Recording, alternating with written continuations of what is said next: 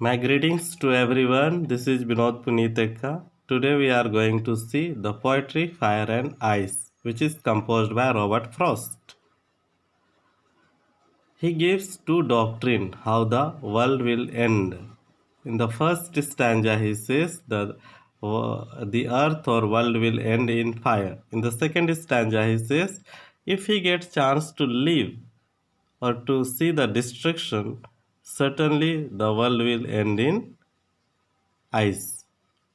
The entire world will freeze and it will finish. The Fire and Ice is composed by a famous American poet. He was born on 26th March 1874. There was a friend of Robert Frost who was a scientist. He asked Robert Frost how the world will end. This question was asked in 1919, and the poet gave two doctrines or theory about how the world will end, namely fire and ice. These two things will cause the end of the world. After that, this poem was published in 1920. By 1920s, Frost was known as the most celebrated poet in America. This poetry is written in a lyrical manner. Let us read the poetry. Some say the world will end in fire, some say in ice. From what I have tasted to desire, I hold with those who favor fire.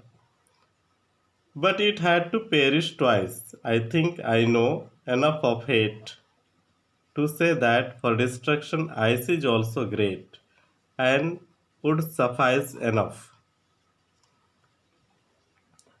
So, this is known as a eschatological poem. It is a biblical term. Eschatology is a biblical term. It means the end of the world. In every religion, in every culture, we see the stories of the end of the world, how the world will end. The poet makes us aware that whatever exists in the material world will finish or end someday. Nothing is permanent in this world. Some people say that the natural element fire will end the world. Either the sun will be very hot and burn the earth, or the fire will burn the earth. But also, the global warming will destroy the earth in today's context. The earth will become very hot. Plants, trees, mankind, animals all will die. Maybe glaciers or ice will also melt and the earth will sink into the water. Or perhaps everything will freeze and become cold ice. Thus, the poet says fire and ice both will cause the end of the world.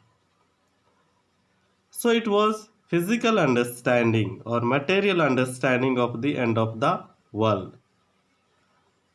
Let us see the another doctrine, which is symbolic meaning or metaphysical meaning about the end of the world. On the other hand, the poet talks about the metaphysical understanding of the world. Meta means beyond. Physics means material. It means beyond the physical world or material world, which is abstract. In the poem, ice means emotion such as hatred, enmity, not forgiving each other, bad temper, jealousy, greediness, lack of compassion for each other. These are the cold eyes of our human heart, which kills the human virtues. And due to this, the world will end. Fire stands for passion, desire. So, this desire is like fire. So, our human desire is burning in our heart like fire for worldly or material gains.